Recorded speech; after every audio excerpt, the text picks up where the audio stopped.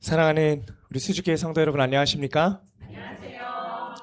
2026년 새해를 말씀으로 시작하는 사경회 세 번째 시간, 오늘도 교회를 찾으신 모든 분들을 진심으로 환영합니다.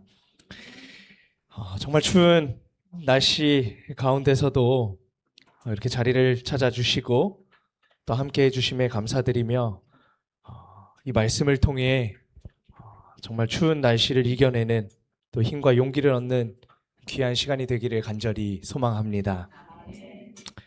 오늘도 아름다운 찬양으로 또 하나님께 기쁨과 영광을 돌려주심에 감사드립니다. 지난 시간을 통해서 베드로전서의 첫 번째 키워드인 무엇을 살펴봤는지 혹시 기억하십니까? 네. 지난 이틀간 우리는 고난에 대한 말씀을 함께 나누었습니다. 고난은 결코 이상한 일이 아니며 오히려 우리가 하나님의 자녀임을 증명하는 부르심이라는 사실을 우리가 살펴보았습니다. 그럼에도 현실적인 고민이 생기는 것이 오늘 우리의 삶인 것 같습니다. 그렇다면 이 어두운 세상, 우리를 좌절하게 하는 수많은 고난과 사람들의 관계 속에서 우리는 어떤 태도로 살아가야 할까요? 무조건 싸워야 할까요? 아니면 무기력하게 당해야 할까요? 베드로는 고난받는 성도들이 세상을 이길 수 있는 아주 놀라운 방법을 제시해주고 있습니다.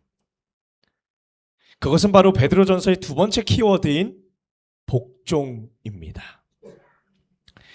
세상은 힘으로 이기려 하지만 성경은 복종으로 승리하라고 말하고 있습니다.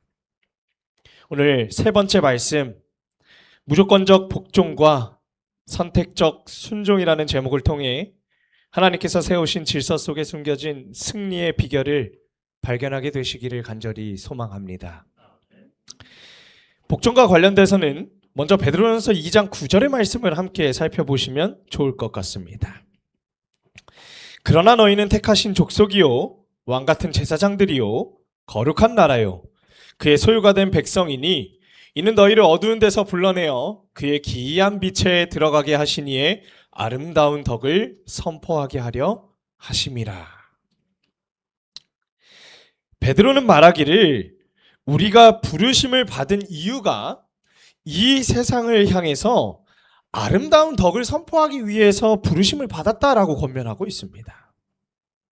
자, 그렇다면 이것은 방법론적인 문제인데 우리가 어떻게 아름다운 덕을 선포할 수 있을지 그것에 대해서 베드로는 이어서 구체적으로 말해주고 있습니다. 12절의 말씀에는 너희가 이방인 중에서 행실을 선하게 가져라 라고 권면하고 있습니다. 너희가 이방인 중에서 선한 행실을 가져서 남을 대할 때, 다른 사람을 대할 때 이 세상에 아름다운 덕을 선포할 수 있다라고 말하는 것입니다. 그러면서 이어서 무엇이라 말하고 있냐면 인간의 모든 제도를 주를 위하여 순종하되 혹은 위에 있는 왕이나라고 이렇게 말하고 있습니다. 그러니까 다시 말해 이것은 무엇이냐면 이 세 가지 말씀이 연결되어 있는 것입니다.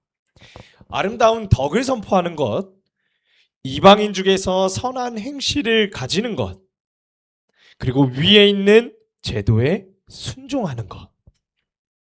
우리가 이 말씀이 하나로 연결된 말씀이라는 것을 기억하면 좋겠습니다. 우리는 지난 시간에 고난에 대한 말씀을 나누었습니다. 그렇다면 오늘 우리가 함께 살펴볼 복종과 고난이 관계가 있을까요? 없을까요? 분명히 있을 것입니다. 말씀을 들으시면서 고난과 복종은 서로 어떤 관계가 있을까를 한번 생각해 보시면 좋을 것 같습니다. 복종 혹은 순종이라는 말은 베드로전서에 굉장히 많이 나오는 말입니다. 단어입니다.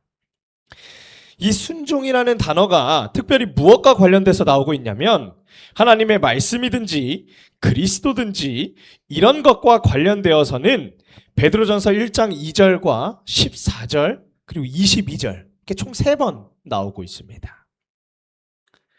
그 말씀들을 보면 성령이 거룩하게 하심으로 순종함, 또 너희가 순종하는 자식처럼 너희가 진리를 순종함으로 이렇게 표현하고 있습니다. 그 이후에 순종이라는 단어는 2장을 시작해서 3장, 5장 이렇게 총 4개의 순종의 대상을 설명하고 있습니다. 첫 번째는 임금이나 총독과 같은 이 세상의 제도에 순종하라는 것입니다.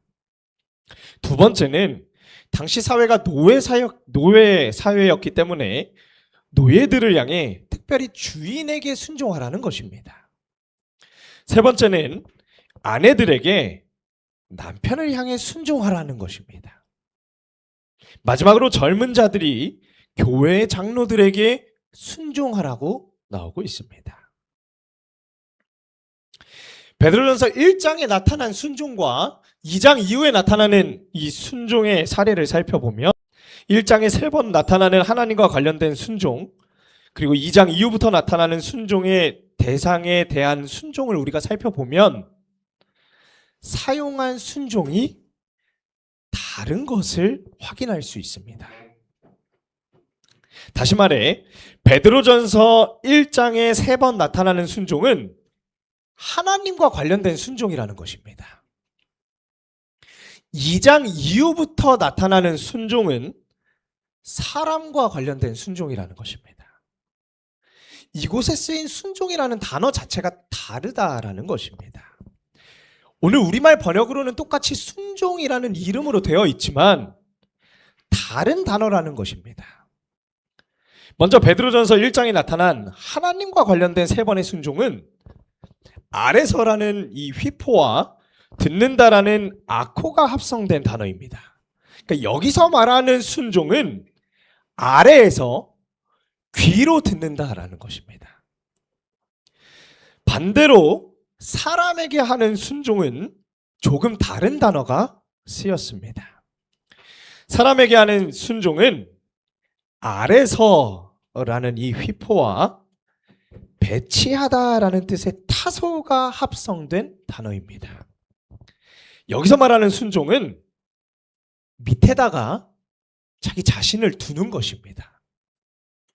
그래서 둘 다 순종이라고 번역하고는 있지만 조금 더 정확하게 번역을 한다면 하나님과 관련된 순종은 순종이 맞지만 사람과 관련된 순종은 복종이라는 말이 더 좋은 번역이 된다라는 것입니다. 하나님의 말씀이나 하나님과 관련된 부분은 순종으로 번역할 수 있고 사람과 관련된 부분에서는 순종보다는 복종이라는 말이 더 좋은 번역이라는 것입니다. 다시 말해 이 순종은 영어로 obedience입니다. 누군가가 말하면 내가 듣는 것, 이것이 순종입니다. 복종이란 단어는 obedience가 아니고 submission입니다. 나를 밑에다가 두는 것입니다. 이것이 복종입니다. 그래서 우리는 오늘 순종의 대상과 복종의 대상이 약간 다르다는 것을 확인할 필요가 있습니다. 자, 그렇다면 순종과 복종에 대해서 우리가 생각을 할 때 몇 가지 떠오르는 궁금증이 있으실 것입니다. 어쩌면 조금은 딜레마일 수도 있는 궁금증인데 먼저 첫 번째는 무조건 순종해야 하는가입니다. 순종은 과연 무조건적인가라는 것입니다. 두 번째는 만약 지도자들에게 순종하라고 했는데 지도자의 결정에 내가 동의하지 않아도 순종을 해야 되는가입니다. 세 번째는 지도자가 잘못된 결정을 했을 때도 내가 순종해야 되는가입니다. 네 번째, 지도자가 나에게 잘못된 일을 하도록 시켰을 때 내가 순종해야 되는가입니다. 그리고 마지막으로 이 순종과 복종을 내가 어디까지 수용하고 어디까지 거절할지 그 경계선이 어디인가라는 것입니다. 우리가 순종의 문제를 다룰 때 이러한 궁금증이 있을 수밖에 없습니다. 성 프란치스코와 관련된 한 일화가 있어서 소개해 드리고자 합니다.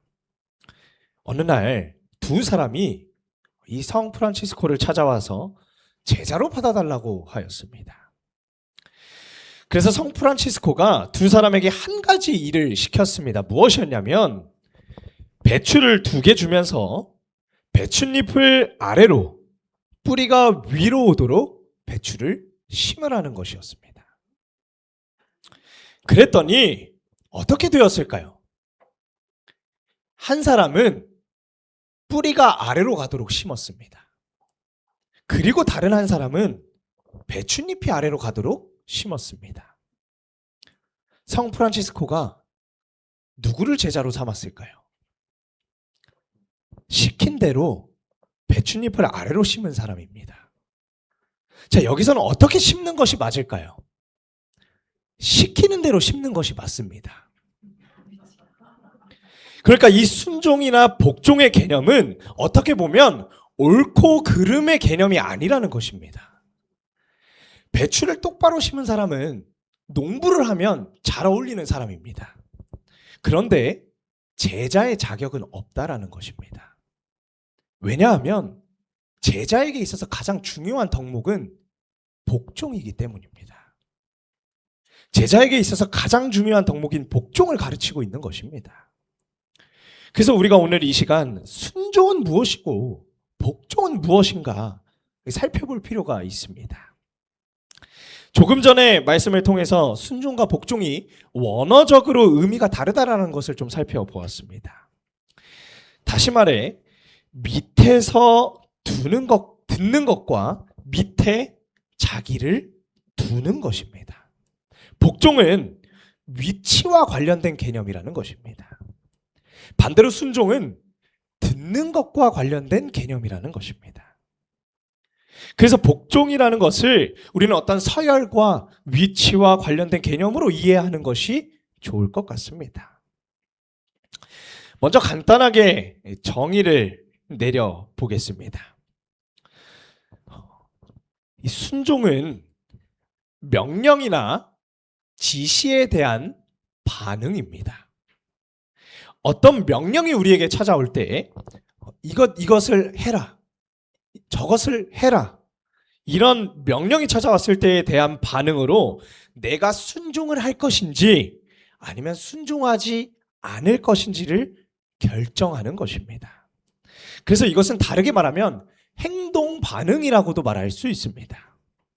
누가 무엇인가를 나에게 시켰을 때 내가 그것을 어떻게 반응할지 행동 반응과 관련되어 있다는 것입니다. 그리고 조건적입니다. 듣지 않을 수 있다는 거예요. 그러니까 그 지시를 따르지 않을 수 있다는 것입니다. 반면에 복종은 권위에 대한 반응입니다. 반응하는 반응체가 다르다는 것입니다. 그래서 그 사람의 권위에 대해서 내가 어떻게 반응할까 하는 것입니다. 이것은 행동 반응이 아니고 태도와 관련된 부분입니다. 그리고 이것은 조건적이 아니라 무조건적입니다.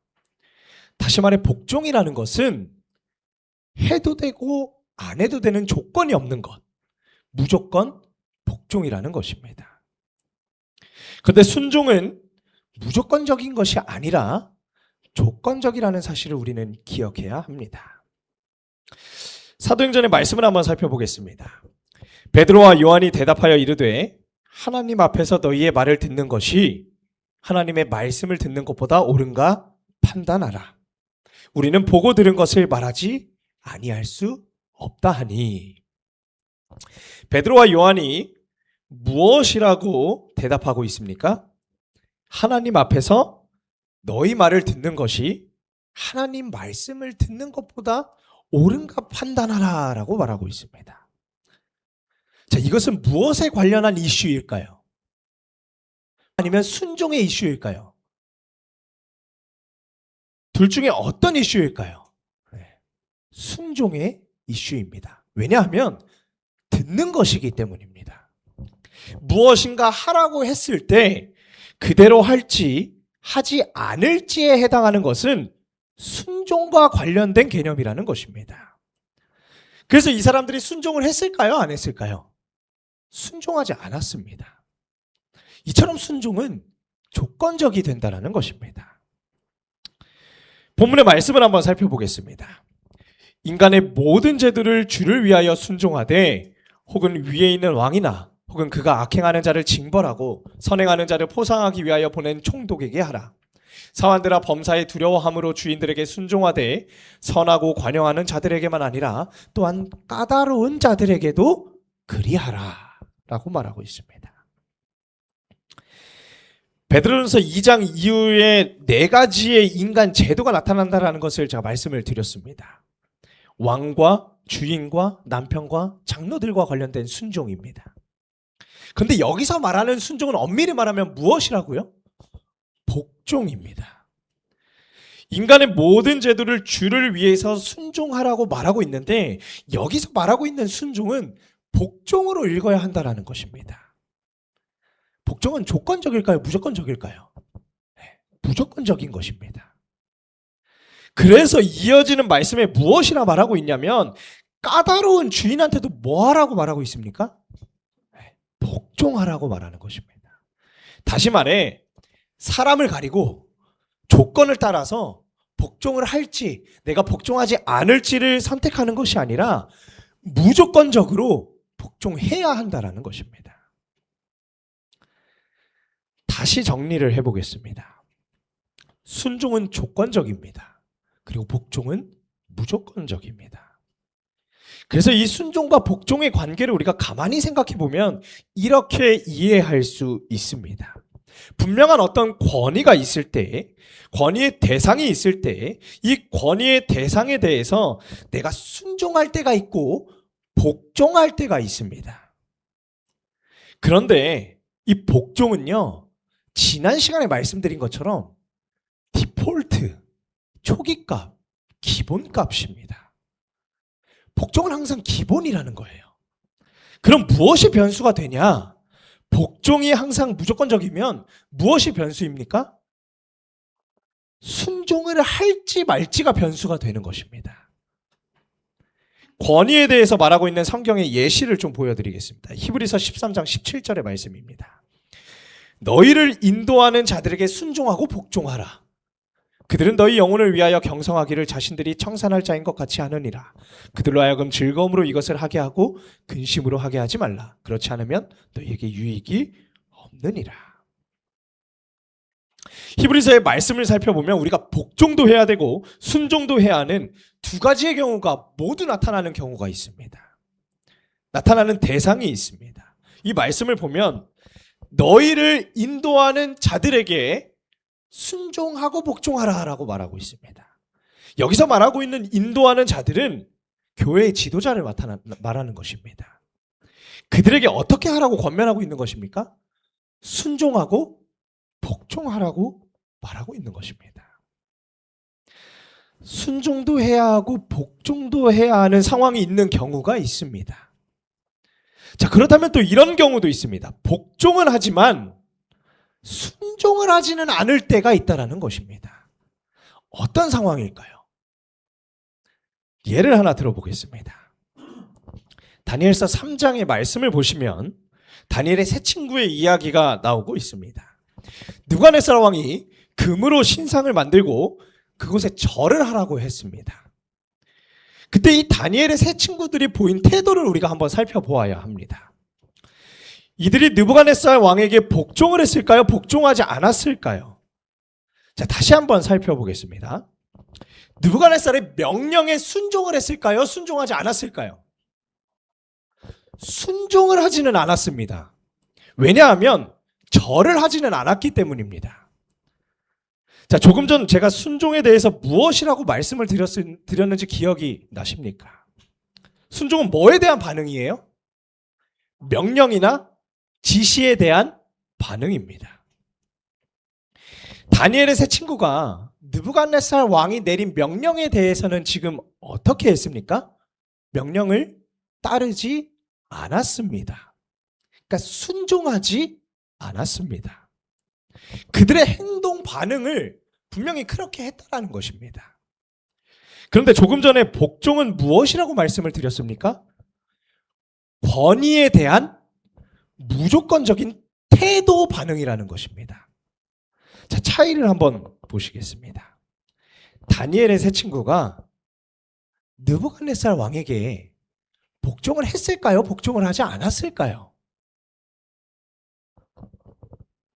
복종은 했습니다. 느부갓네살에 대한 권위를 다니엘의 세 친구가 인정을 했을까요? 인정하지 않았을까요? 성경에 무엇이라고 표현하고 있냐면 다니엘의 세 친구가 이렇게 말하고 있습니다. 그들이 왕 앞에서 무엇이라고 이야기하냐면 왕이여 라고 말하며 시작을 합니다. 이것이 어떤 표현이냐면 왕을 높이는 것입니다. 존중하는 것, 왕을 인정하는 것입니다. 반대로 나를 어디에 두는 것입니까? 느부갓네살 왕의 권위 아래에 나를 두는 것입니다. 그 자리를 내가 인정했다라는 것입니다. 이 상황을 다시 한번 살펴보겠습니다. 어쩌면 이러한 상황 속에서 복종하지도 않을 수 있고 순종하지도 않을 수 있습니다. 이 사람이 뭐 나를 불에 가둔다고? 그래 가둬보려면 가둬봐 라고 생각할 수 있다는 거예요. 그런데 그렇게 생각할 수 있는데 다니엘의 세 친구는 그 왕의 권위를 인정했다라는 것입니다. 왕의 권위에 복종했다라는 것입니다. 그리고 그 앞에서 자신들을 왕의 권위 아래에 두었다라는 것입니다. 하지만 분명한 것은 순종하지는 않았다라는 것입니다. 다시 말해 순종은 조건적이 된다라는 것입니다. 순종은 하지 않을 수도 있고 할 수도 있지만 복종은 무조건적이라는 것. 항상 무엇을 인정하는 것입니까? 그 권위를 인정하는 태도를 가지는 것이 복종이라는 것입니다. 또 하나의 예를 살펴보겠습니다. 사도행전 23장 2절로 5절에 있는 말씀입니다. 대제사장 아나니아가 바울 곁에 서 있는 사람들에게 그 입을 치라 명하니 바울이 이르되 회칠한 담이여 하나님이 너를 치시리로다. 내가 나를 율법대로 심판한다고 앉아서 율법을 어기고 나를 치라 하느냐 하니 곁에 선 사람들이 말하되 하나님의 대제사장을 내가 욕하느냐. 바울이 이르되 형제들아 나는 그가 대제사장인 줄 알지 못하였노라. 기록하였을 때 너의 백성의 관리를 비방하지 말라 하였느니라 하더라.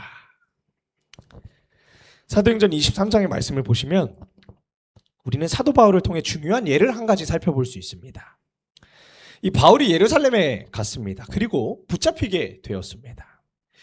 붙잡힌 후에 공회에 끌려갔는데 공회에 끌려가서 바울이 변증을 하기 시작합니다. 열띤 변증을 하기 시작하니까 대제사장 아나니아가 바울 옆에 있는 사람에게 바울의 입을 치라라고 얘기합니다. 그러니까 바울이 얼마나 말을 잘하고 얼마나 얄미웠으면 옆에 있는 사람에게 대제사장이 입을 치라라고 말하는 것입니다. 자, 입을 치라고 하니까 바울이 지금 무엇이라 대답하고 있어요? 회칠한 담이여 라고 표현하고 있습니다. 다시 말해 위선자여 이렇게 이야기하는 것입니다. 그러면서 하나님께서 널 치실 것이다 라고 말하는 거예요. 너는 내 입을 치지만 하나님은 너를 칠 것이다. 어떻게 보면 바울도 화가 난 것 같습니다. 그런데 그러자 그 옆에 있는 사람이 무엇이라 말하냐면 내가 하나님의 대제사장을 욕하느냐라고 이야기를 합니다. 자, 바울이 그때 무엇이라 반응했습니까? 나는 그 사람이 대제사장인 줄 몰랐다라고 말합니다. 그러면서 너의 백성의 관리를 비방하지 말라 하였다라고 말하고 있습니다. 자, 바울이 만약 이 사람이 대제사장이라는 사실을 알았다면 이렇게 말할 수 있었을까요? 하나님께서 너를 칠 것이다. 너는 위선자다라는 말을 할 수 있었을까요? 없었을까요? 알았다면 분명히 할 수 없었다라는 것입니다. 바울도 그것을 인정하고 있는 것입니다. 그래서 여기서 우리가 살펴볼 수 있는 것은 이 복종이라는 개념은 분명히 나보다 위에 있는 권위에 대해서는 수용하고 내 자리를 인정하는 태도라는 것입니다. 그 사람의 상대방의 포지션, 위치를 존중한다라는 것입니다. 그것이 복종의 개념이라는 것입니다. 그래서 복종은 어떤 상황일지라도 해야 되는 것입니다. 이 대제사장이 정상적인 사람이었을까요? 아니었을까요? 정상적인 사람은 아니었습니다. 정상적인 사람이 아니기 때문에 난 너한테 복종할 수 없다라고 하는 것이 아니라 그럼에도 그 사람의 위치를 존중하는 것, 복종하는 것이 필요하다라는 것입니다. 그 사람이 어떠하든지 동일한 자세와 태도를 유지하는 것이 필요하다라는 것입니다. 이것을 굉장히 잘 보여주는 예가 성경에 또 나타나고 있습니다. 우리가 너무나도 잘 알고 있는 다윗입니다. 우리가 사울 왕을 생각해 볼 때 사울 왕은 사실 그 말년에 거의 정신이 이상한 사람이었습니다. 어떻게 보면 왕으로서의 지위를 제대로 수행하지 못하는 사람이었습니다. 그런데 다윗이 어떻게 했을까요? 그의 일생 끝까지 사울을 왕으로 인정했을까요? 인정하지 않았을까요? 만약 저였으면 인정하지 않았을 것입니다. 저런 사람이 어떻게 왕이야? 라고 생각했을 거예요. 그런데 다윗은 어떻게 했다고요? 사울을 왕으로 끝까지 인정했습니다. 이것이 복종의 자세라는 것입니다. 그 사람이 어떤 사람이냐에 상관없이 그 사람이 가지고 있는 권위를 인정하고 내가 그 권위 아래에 있다는 것을 받아들이는 것, 이것이 복종이라는 것입니다. 수용하는 것, 그것이 복종의 태도가 된다라는 것입니다.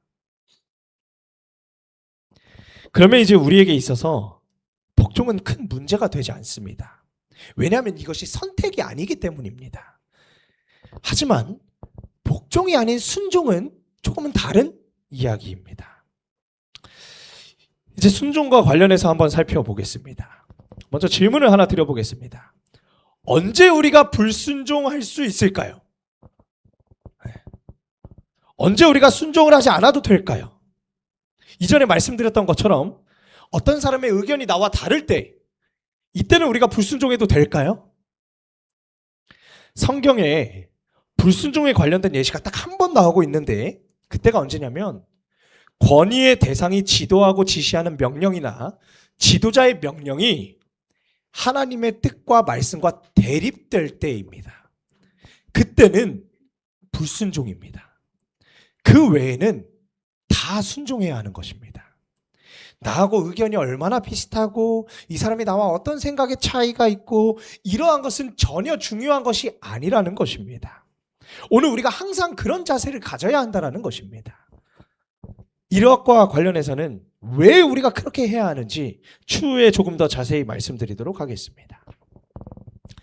다시 한번 우리가 한번 생각해 볼 필요가 있습니다. 우리가 이 권위에 대해서 이야기를 하다 보면 이해가 되지 않을 때가 분명 있습니다. 언제냐면 우리는 다 똑같은 사람인데 누구는 권위가 있고 누구는 권위가 없고 또 누구는 복종을 받고 누구는 복종을 해야 하는, 도대체 이게 어떻게 된 상황인가 하는 의문이 오늘 우리의 삶 속에 있을 수 있습니다. 그러면서 가만히 생각해 보면 무엇인가 조금은 어때요?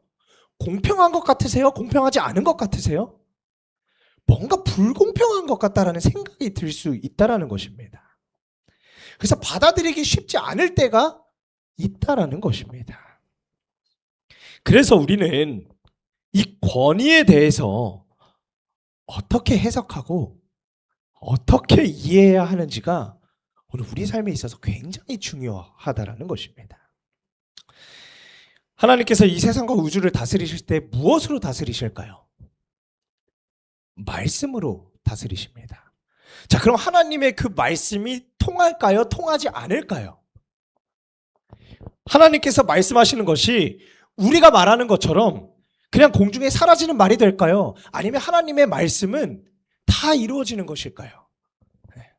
하나님의 말씀은 반드시 실행되는 것입니다. 그렇다면 하나님의 말씀이 실행이 되는 이유가 무엇일까요? 그것은요, 하나님의 말씀에는 권위가 있기 때문입니다. 만약 하나님의 말씀에 권위가 없다면 하나님께서 천사들에게 명령하실 때 어떤 모습이 생길까요? 하나님께서 천사들에게 자, 지상에 가서 너 누구누구 좀 도와줘라 이렇게 말씀하실 때 천사가 하나님께서 직접 하세요 라고 할 수 있다라는 것입니다. 권위가 없다면. 권위가 없으면 무시할 수 있다라는 것입니다. 여러분, 순종하는 이유가 무엇일까요?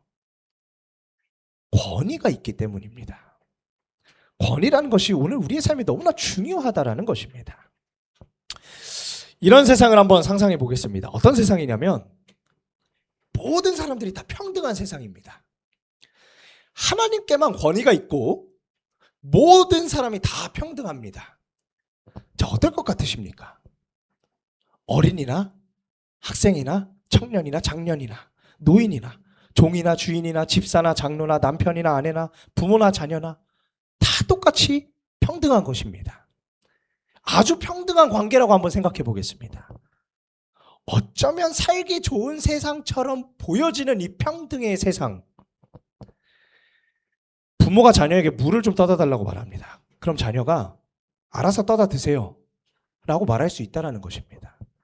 평등한 세상이라면 분명히 그렇게 말할 수 있다는 것입니다. 한 나라의 왕이 여봐라, 저기서 길을 좀 새로 내도록 하라. 그럼 왕이 직접 하세요 라고 말할 수 있는 것이 평등한 세상이라는 것입니다. 살기 좋은 것처럼 생각되십니까? 이러한 세상은 살기 좋은 세상은 아니라는 것입니다. 평등이라는 개념이 만약 이러한 형태로 세상에 존재한다면 하나님께서 어떻게 하셔야 하냐면 권위와 관련해서는 하나님께서 직접 한 사람 한 사람을 다 상대하셔야 됩니다. 그래서 하나님께서는 이 권위를 오늘 위임하시는 것입니다. 이 권위라는 것이 어떻게 생기냐면 결국 위계에서 생긴다라는 것입니다. 이 위계라는 말을 요즘에는 그렇게 선호하지 않습니다. 요즘 사회에서 이 위계 질서라는 것이 많이 낮아져 가고 있고 점점 사라져가는 개념 가운데 하나가 되고 있습니다. 그런데 위계에서 권위가 생긴다라는 것입니다. 위계라는 것이 곧 힘이 된다라는 거예요. 권위가 힘인 것처럼 위계가 힘이 된다라는 것입니다. 권위는 분명 힘인데 힘은 평평한 곳에서 형성되지 않는다라는 것입니다. 힘은 높낮이 차이에서 생기는 것입니다. 예를 들어서 바람이 부는 것도 힘입니다. 왜냐하면 있는 것 자체로 무엇이 되냐면 에너지가 되는 것입니다. 이 포텐셜 에너지, 이 위치 에너지를 설명할 수 있는 것이 바로 높은 곳에 있는 것입니다. 사람이나 자전거나 자동차나 공이나 맨 꼭대기에 어떤 것이 있을 때 이것이 에너지가 된다는 것입니다. 왜냐하면 이런 상황 속에서는 지금 보시는 것처럼 이 공을 건드리기만 해도 어떻게 됩니까? 힘을 줄 필요도 없고 기름을 쓸 필요도 없고 페달을 밟을 필요도 없이 내려갑니다. 저절로 내려가는 것입니다. 왜냐하면 그 자체가 무엇이기 때문이에요? 자체가 에너지이기 때문입니다. 다시 말해 위치 에너지가 운동 에너지로 전환이 되는 것입니다. 전환이 가능하다라는 것. 다시 정리를 해보겠습니다. 어떤 특정한 위치에 있는 것 자체가 무엇입니까? 힘이라는 것입니다. 그러니까 힘은 변화를 만들어내는 것입니다. 권위는 힘입니다. 자, 그럼 권위는 어디서 나오는 것입니까? 수평적인 데서 권위가 나오지 않는다라는 것입니다. 권위는 항상 편차에서 나오는 것입니다. 이것이 물리 법칙이든 사람이 사는 원리든지 다 똑같다라는 것입니다. 그렇다면 이것을 성경에서 한번 찾아보겠습니다. 마태복음 8절로 9절에 있는 말씀입니다. 백부장이 대답하여 이르되 주여 내 집에 들어오심을 나는 감당하지 못하겠사오니 신도 밑에 있는 사람이기 때문에 위에 있는 사람이 하라는 대로 한다는 것입니다. 신도 밑에 있는 사람이기 때문에 위에 있는 사람이 하라는 대로 한다는 것입니다. 위치가 무엇을 만드는 것입니까? 힘을 만드는 것입니다. 조금 전 말씀드린 내용을 다시 한번 살펴보시겠습니다. 하나님께서 이 세상에서 당신의 권위를 1대1로 한 사람 한 사람에게 다 사용하실 수 없으셔서 사람을 통해 권위를 행사하시도록 만드셨다라는 것입니다. 하나님께서 사람을 통해 권위를 행사하실 때 어떻게 하실까요? 무엇을 통해 권위를 행사하실까요? 권위를 부여하기 전에 무엇을 만드실까요? 위치의 차이를 만드신다라는 것입니다. 이것이 하나님께서 일하시는 방법이라는 것입니다. 시편 8편에 이런 말씀이 있습니다. 사람이 무엇이기에 주께서 그를 생각하시며 인자가 무엇이기에 주께서 그를 돌보시나이까. 그를 하나님보다 조금 못하게 하시고 영화와 종기로 관을 씌우셨나이다. 주의 손으로 만드신 것을 다스리게 하시고 만물을 그의 발 아래 두셨으니 곧 모든 소와 양과 들짐승이며 공중의 새와 바다의 물고기와 바닷길에 다니는 것이니이다. 이 말씀을 보면 사람이 무엇이기에 라는 표현이 나오고 있습니다. 이 5절 말씀에 나오는 하나님을 개역 개정에서는 하나님이라고 번역하고 있는데 개역 한글에서는 천사라고 번역하고 있습니다. 두 번역 다 사용은 가능합니다. 하늘의 존재라고 하면서 사람을 천사 혹은 하나님보다 조금 낮게 밑에 만드셨다는 것입니다. 그리고 만물은 사람의 발 아래 두셨다라는 것입니다. 자, 만물을 사람들과 똑같은 위치에 두고 사람에게 다스리라 한다면 다스릴 수 있을까요? 없을까요? 자, 우리 농사를 짓는 것을 한번 생각해 보겠습니다. 자, 소를 가지고 농사를 지을 때 쟁기질을 하는데 소가 나랑 맞먹으려 하면 될까요? 안 될까요? 소가 너나 나나 똑같은 피조물이다 이렇게 말하면 될까요? 안 될까요? 그렇기 때문에 하나님께서 차이를 만드셨다는 것입니다. 차이를 만들어야 권위가 행사가 되고 권위가 행사될 때 다스림이 가능하기 때문인 것입니다. 이것이 이치라는 거예요. 하나님께서 이런 위계를 직접 만드셨다는 것입니다. 사랑하는 성도 여러분,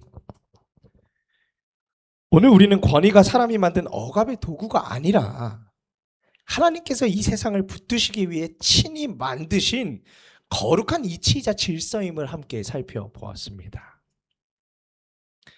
오늘 우리가 다니엘의 세 친구를 기억하게 되시기를 간절히 소망합니다.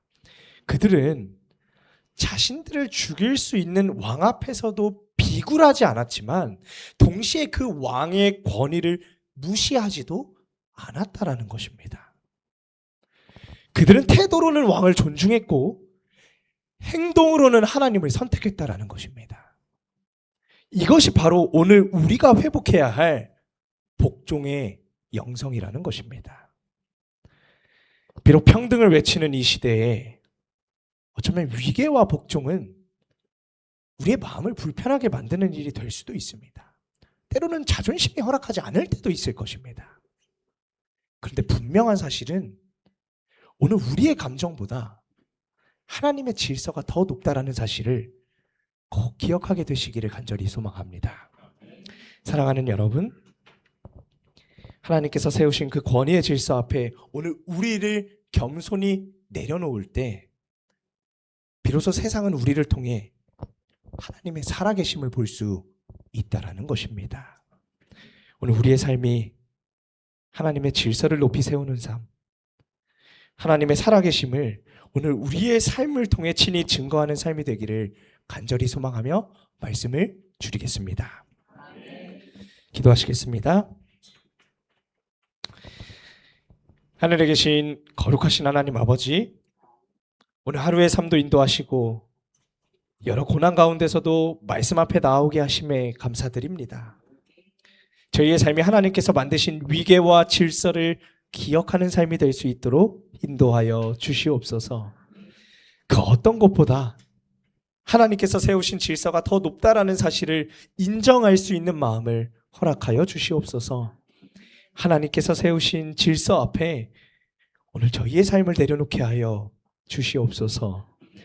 그리하여 오늘 저희의 모습이 어디서나 하나님의 살아계심을 증거하는 모습이 될 수 있도록 하늘에 넘치는 능력으로 함께하여 주시옵소서. 사랑이신 예수 그리스도의 이름으로 간절히 기도드립니다. 아멘.